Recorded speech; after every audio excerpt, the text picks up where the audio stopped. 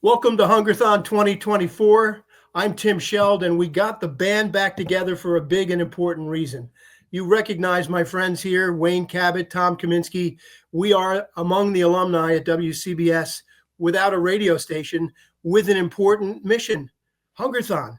Hunger is still an important topic in our community, still a problem that we need to have each one of us see what we can do to provide a solution. We've had such a rich tradition, guys, of working at a radio station that put our arms around an organization, WhyHunger, this time of year. And when we think of Thanksgiving, we do think of turkey and stuffing, but we also think of why, and we also think of Hungerthon. So without a radio station, the three of us were talking one day a couple of weeks ago and said, what is it that we can still do with our audience that's out there that we know is as loyal as we are to the things that we care about? And so we came up with this idea of having a conversation about Hungerthon this year, putting it on all of our platforms and making sure that we don't forget, even though we don't have a radio station anymore, that we don't forget an important mission that's important to us. Would you agree, Wayne? Well, that's exactly it, Tim. The fact that we spent close to 50 years with these Hungerthons, and most of them on WCBS, there's a void. I know that I feel, I'm sure that you feel as well. And I think it was a great idea that you guys had to fill that void. And to also, this is going to be a terrible segue, but to fill the hearts and the stomachs of all those people who, for many years now, have been trying to come to grips with what is incredibly an increasing problem. I mean, when we see the situation with 60 to 70% of people living paycheck to paycheck and inflation still being a concern, we saw that very clearly a few weeks ago with the election results. We know we have to do more. And we've been doing it for so many years, and we couldn't have better partners than the WhyHunger people. I was your morning auctioneer for many years, the world's slowest talking auctioneer. Then Tom Kaminski would come in all caffeinated. Hello, Tom. Hey, Wayne, how are you? Good. Yeah, the caffeine always helped, especially in the afternoons. That's for sure. You really nailed it, because the thing that was very gratifying for us when we had WCBS was the connection that we made with our listeners. And just a quick side note, we have heard from so many of you, and we miss you guys just as much as you miss us, and I want to let you know that. But the thing that was most gratifying for us, especially doing Hungerthon every year, was that this connection that we had with our listeners and with you that are watching right now, that produced tangible results. At the end of that Hungerthon day, we would have a number, and normally we just couldn't believe that we got that number, and we would hear from so many people. That's why when this idea of putting this video came together, since we do not have a radio station anymore, the three of us got together and said, you know what, we got to put this one on our backs and do it. And that's exactly what we're going to do. My first thought was Harry Chapin's words, when in doubt, do something. And that's what we're doing right now. So in the minutes ahead, the half hour ahead or so, we're going to talk about the problem. And we'll get into that in just a few moments, lay out what the problem is. But we're asking people in this video, just the way that we did on the radio station, can you help? Can you go to hungerthon.org? Can you look at the ways that you can support the organization? I do it in my house every year and buy T-shirts, donate, and give them out as gifts for Christmas. Everybody in my family wears these shirts. I have in my room, I won't turn the camera around. I'm in my daughter's bedroom. She's got a WhyHunger beautiful scarf that was in the John Lennon tradition of the peace sign. It's beautiful. The T-shirts this year, the gifts are awesome. We invite you to take a look at them, but we want you to support the organization. So that's what this show is all about. And then on the back end of the show, we will have a great visit with our friend Tom Chapin. But first up, Wayne, why don't you bring on the most important person on this conversation? Yeah, no doubt about it, because the person who is literally putting this all together, running Hungerthon, running WhyHunger, is Janique Jones. And Janique is the executive director of WhyHunger. Janique, hello. How are you? Good morning. Good morning, guys. And I don't know if I'm the most important person. I think you guys have been doing this way longer than I have. So well, I think the we might truth have to is flip a all of coin. those people who donate, and there are so many. That's where the importance is. And we have seen over the years on WCBS people coming back year after year and bidding on auction items and buying the T-shirts and the merchandise, and or just writing checks, big and small. What would you like to see happen for this Hungerthon, Janique, 2024? Wow. I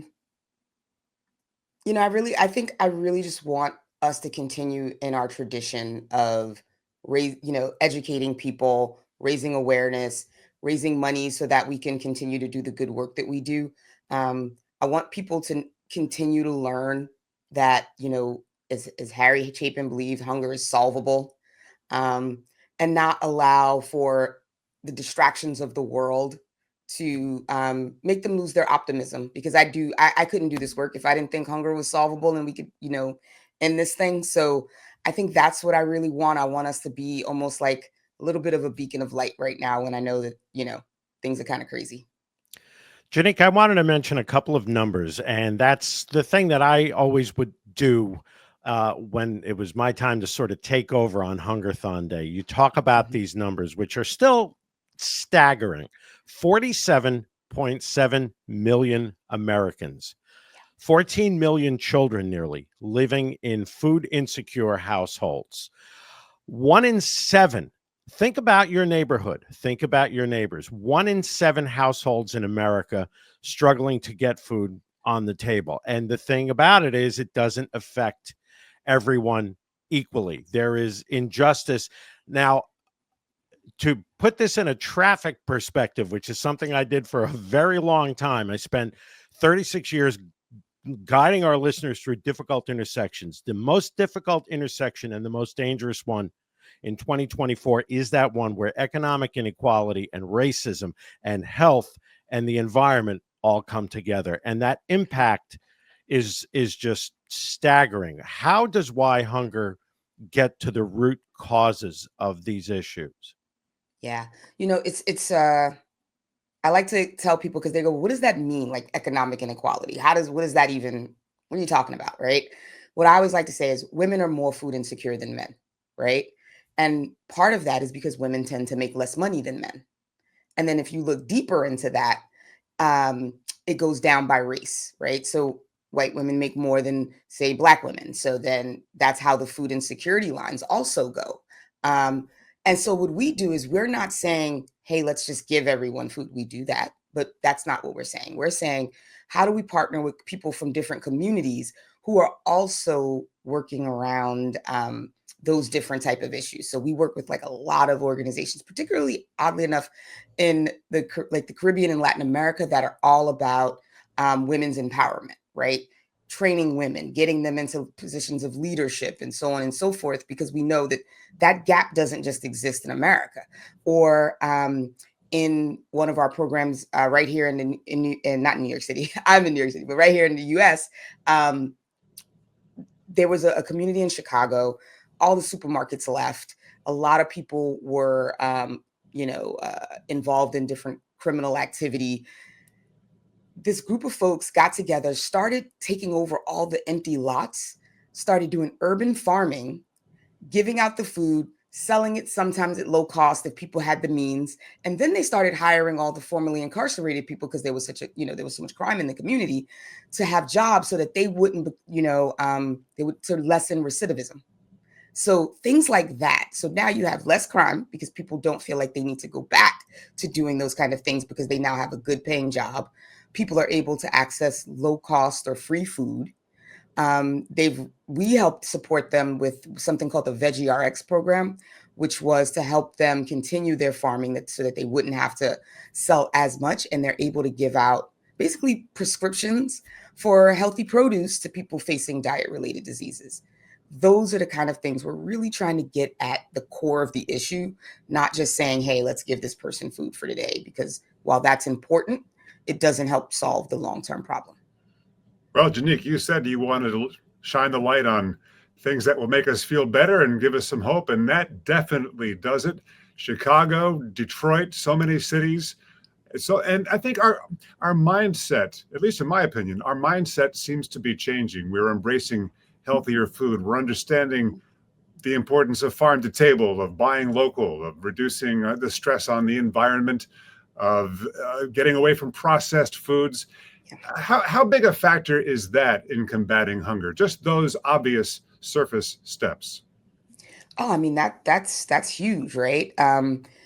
So I was actually talking to someone about this recently. There's a lot more restrictions on what you can put in your food and how you can grow your food in, say, Europe. And if you notice, they deal with a lot less diet-related diseases.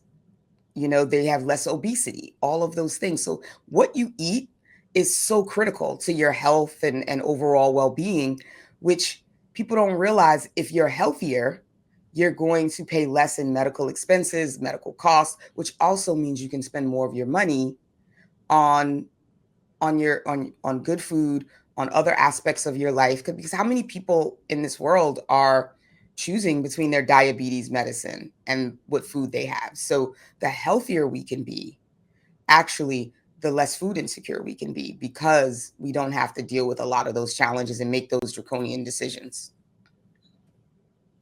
Let's talk about where, if someone donates to WhyHunger, they donate to Hungerthon. The first thing is that 91 cents of every dollar goes directly to these programs. And in 2023, we talked about how many of our WCBS listeners and how many listeners all around the area donated for Hungerthon and donated to WhyHunger. Because of your donations, there were over 930,000 people directly helped with healthy food when they needed it the most. There was over $1 million in local solutions to end hunger that were provided as a result of that. So these donations, whether you're looking at it for buying holiday gifts that you can't get anywhere else for your family, or you're just making a donation of any size, they really do make an impact. They really make a difference. Yeah. One of the things that brings me the most joy, because I think people don't donate because they feel like, well, I don't have $100, or I don't have $500, or I don't have, but we often get $5 checks from people. I love those. I love those because I know that is someone who cares so much about what we're trying to do, that that might be all they have to, that's expendable for them to give, but they still thought of us. I just think that we live in a very giving society. Don't let anyone tell you otherwise. I've seen it time and time again. Whenever there's a crisis, whenever something happens, people do pull together, and those $5 checks is what keeps me doing this, because it shows that, right? And listen, a little bit plus a little bit equals a lot. $100 does help us. It helps us connect 60 families to nutritious food through our hotline. But so that means if 20 people give us $5, we can do that, right? I want people to know that it doesn't always have to be those big numbers, right? A little bit plus a little bit equals a lot. If you're fortunate enough to have the money needed, I think definitely go and check out some of our merch. There was a scarf that was mentioned. We have an amazing John Lennon Pashmina scarf this year. It's blue. It's beautiful. It has the like stencil of John Lennon's face on it. So, there's so many different ways people can get involved, and there's no such thing as too little, or, let me not scare away the very rich people, or too much that you can contribute, because it all matters, The very rich people. She was talking about you, Tom.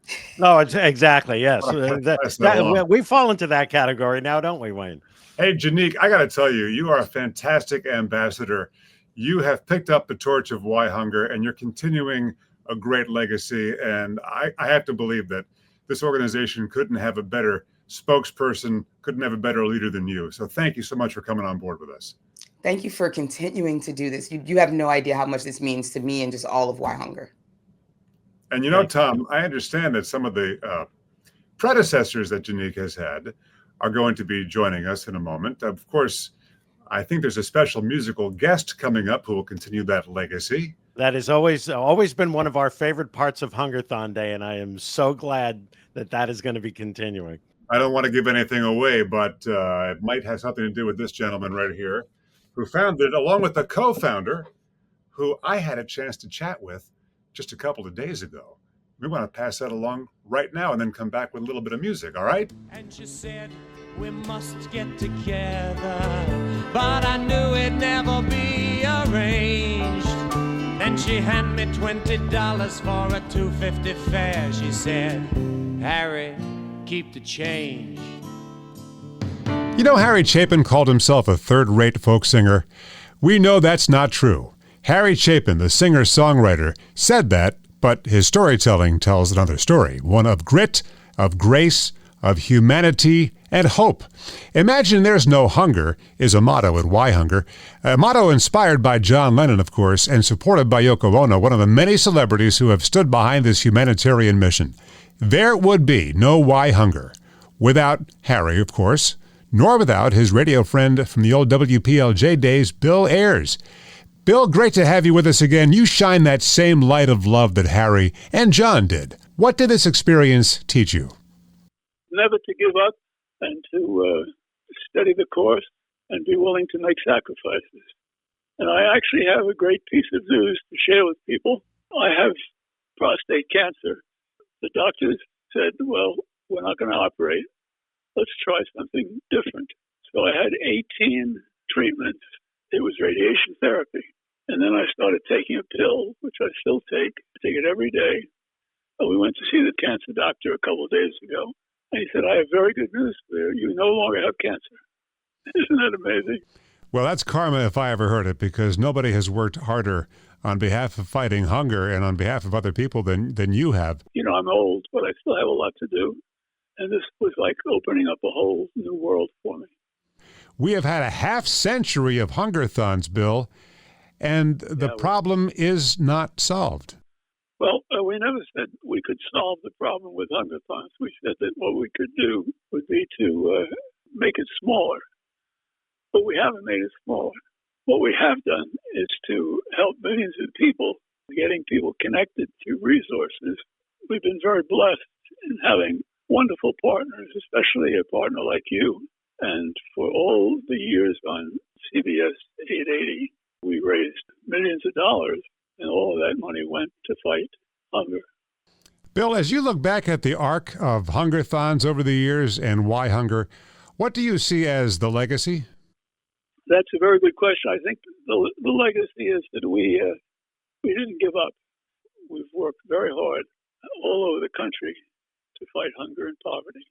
And I say poverty because the root cause of hunger is poverty. Bill, you've touched so many people in the New York area and around the country and the world. You certainly touched the WCBS 880 gang over the decades. You are part of our family. You are all heart and cancer-free. Yes, sir, my friend. Congratulations. Thank you for all you've done, and we look forward to the next Hungerthon, maybe the next 50 years. How about that? That's great. That's great. And I want to thank everybody at CBS. You guys are a wonderful team. We always had a good time while we're doing good. Well, you know what? WCBS is no longer, but I think our spirit continues, our legacy continues, and our friendships that we've made certainly does. And you're part of that. Bill, thank you so much. Thank you, brother.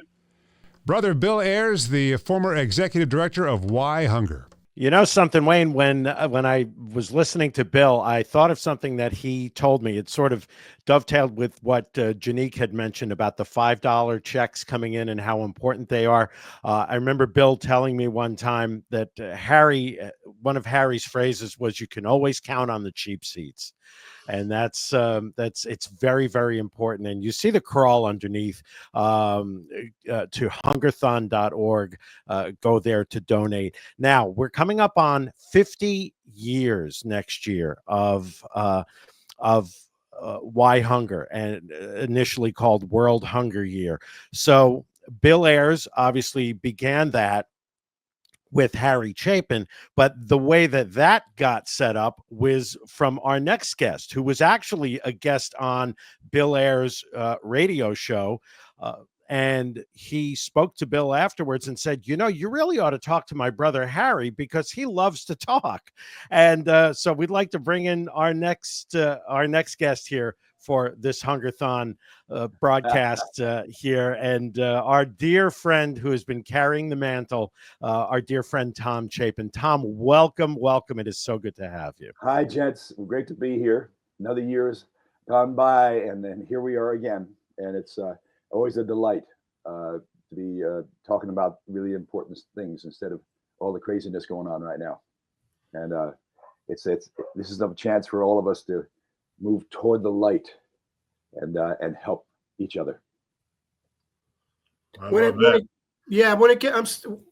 it gets down to it, Tom, fighting hunger really is global, but it really is local. You can really pinpoint the dollars that come into your organization, that come into this organization, that can help people on a ground level. And that's really where the brightness is, because we see the problem in front of us. We see it. We see people who are out of work.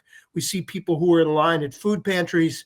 And we know that the money that's raised can target these people. And that seems to brighten the light, I think. I feel at least optimism that people do understand that there's a need and that they find some way to help through this organization. Absolutely. First of all, this organization is one of the most amazing ones in terms of where the amount of money that goes. I think it's almost 90% or something of the money that comes in. There's not a lot of that stays in the organization. It goes right through to the operation. And I was looking at these numbers. A staggering 47.7 million Americans, including nearly 14 million children, live in food insecure households. And that's just astonishing. And you don't really hear that on the news all the time.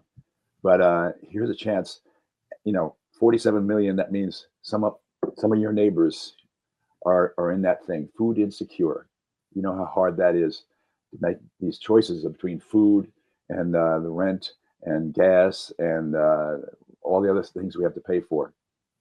And so a little bit from you guys, you listeners and us, it goes a long way toward just moving that needle up a little bit or down, and this organization is one that's been doing this for a long time. And it's one of the proudest things I do.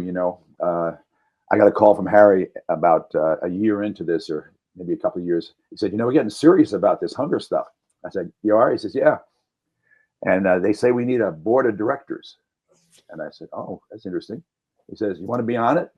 And I said, I don't know. Do I? He says, yes, you do. So I've been on the board of directors pretty much the whole run. And it's hard to believe it's been 50 years. But as I say, it's one of the things, in your life, you have things that people and things you do and connections. But this is the one that always touches my heart, makes me feel like we're doing some good work here, and this is one you want to put your energy into and do the best you can. Boy, it touches our hearts too, Tom, to be part of this, doesn't it? And something about music touches our hearts and gives us a visceral reaction. And that's been such a part, I think, of the secret success of World Hunger Year, WhyHunger over all the years. So many musicians and so many fans of musicians who have decided to be part of this communal organization that just enriches our hearts and helps so many people. What is that secret about music? Well, music is goes in a different part of your brain and your body. You think of any kind of event, the sad ones, a funeral, and people get up and talk, and then somebody plays a song or dances or does something, and all of a sudden the tears flow, and you're just, and I've seen it with them. I've been doing children's and family music for a long time, as well as being a folkie, and I've seen autistic kids who have a hard time understanding and connecting with that necessary, normal way with words and stuff. But music goes boom, it just catches it, centers you. I don't know what I don't know how to describe it other than just watching it. You put words with music, which becomes a song, and those words go in and really hit. And so it's a kind of magic, and those of us who have been doing it for a long time never take it for granted. Well, I know one of the great things when we had done our live Hungerthons in the studio at the radio station was having you come in and playing on the air. And and way before we had done that, when I was first involved, I was working the phone room, and the very first time that I was working the phone room at WCBS, all of a sudden I had no idea that you were going to come in, and all of a sudden you come strolling in to the newsroom, to the phone room, and just start playing Circle. And I was just, my mouth just dropped. I went, this is incredible. And it's exactly what Wayne had talked about. It's inspiring, and it inspires people to do something, to do exactly what your brother Harry had said, to do something. And I think that's very important. So that's my not so subtle way of asking you if you would possibly play for us, just as you always did. After all that. Here's a song that John Forster and I wrote, and then the song that you all know that Harry wrote for a TV show I was doing back in the 70s. If only fair were everywhere, we breathe it in like air, and everyone would share. If only fair were everywhere. If only we'd learn to share our bread, the whole world could be fed. There's plenty here to spare. If only fair were everywhere. Plenty of food, not enough share. Plenty of hurt, not enough care. Plenty of you, there's plenty of me. Not enough we, no, not enough we. If only we'd learn life was like a game, and the rules were just the same for maid or billionaire. If only fair were everywhere. The world is so big, we're pretty small. Hard to imagine changing it all. But let us begin. Let us agree. I'll do unto you, you'll do unto me. And someday, fair will be everywhere. We'll breathe it in like air, and everyone will share. Oh, someday, when fair is everywhere, fair is everywhere.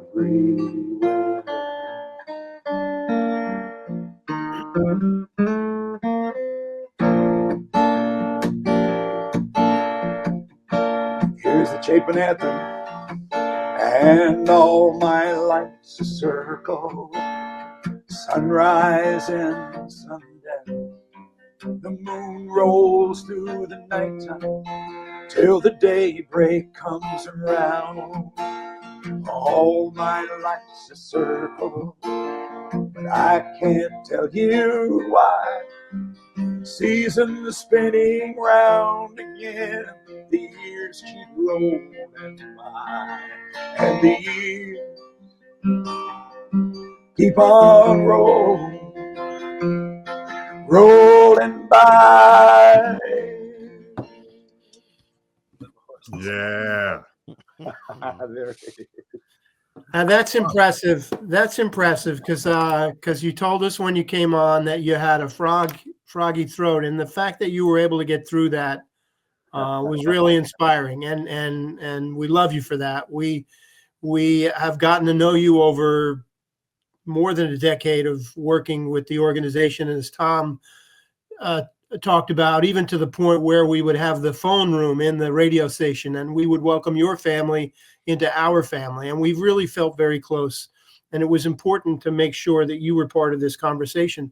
Let me ask you, Tom, if you would, if you could say something to the folks that were WCBS listeners, and I know you were a listener all those years. You were a consumer, and I know we don't have to have a conversation about the loss of local news in the market. That's not what the topic is today, but it is, part of the world of we need to help each other. And what would you say to the WCBS community that's still out there, that we know there are people still out there in terms of trying to generate how they're feeling today about all kinds of things? Can they focus on supporting Hungerthon and feel good about it?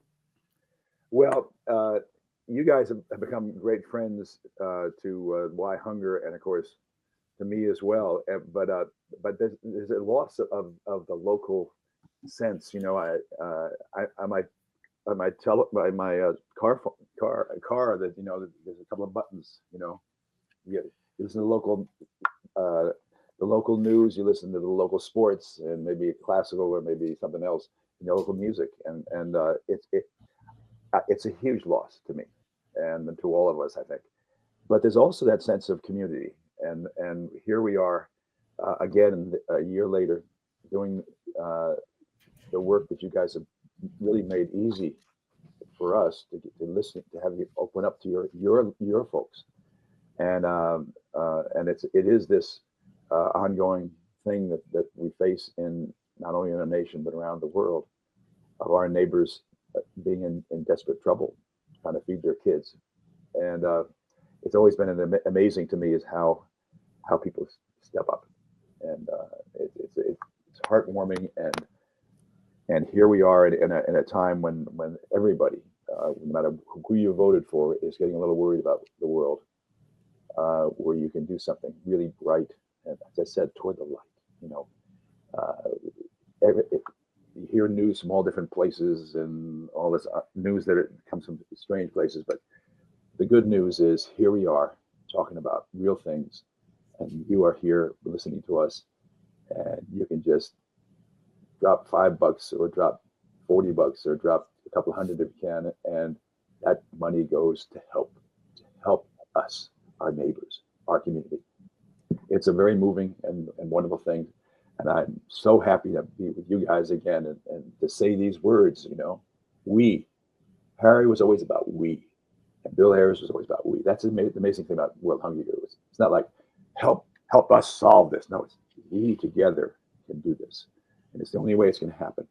And keep that in mind when you look at all the craziness going on in the world, that the we is very powerful.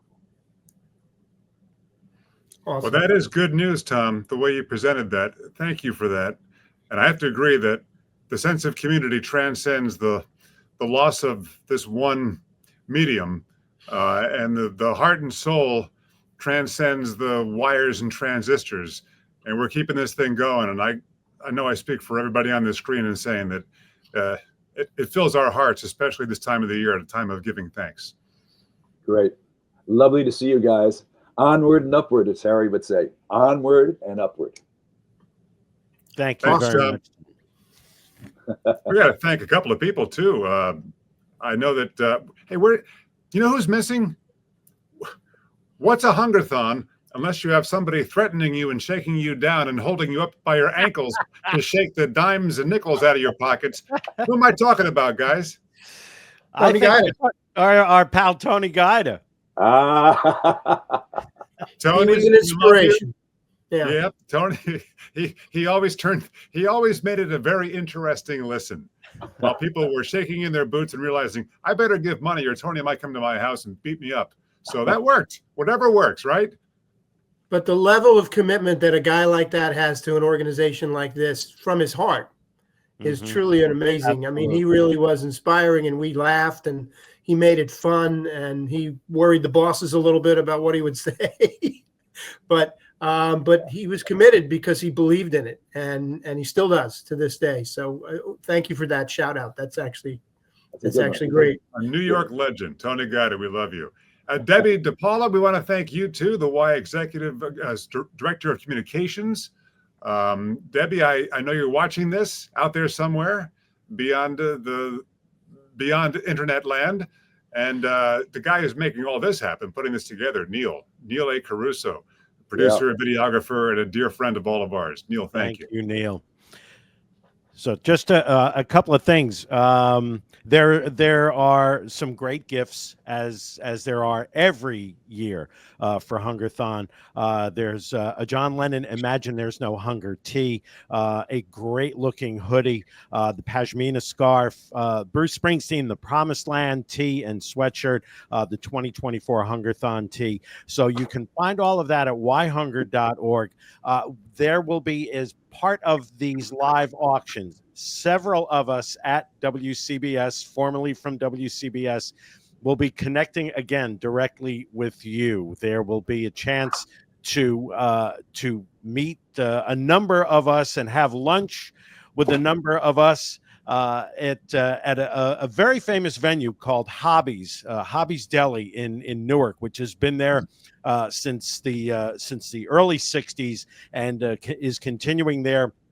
The folks there, Michael and Mark Brummer, they are tremendous, and they absolutely want to be involved. So we'll be doing lunch with some of our listeners there.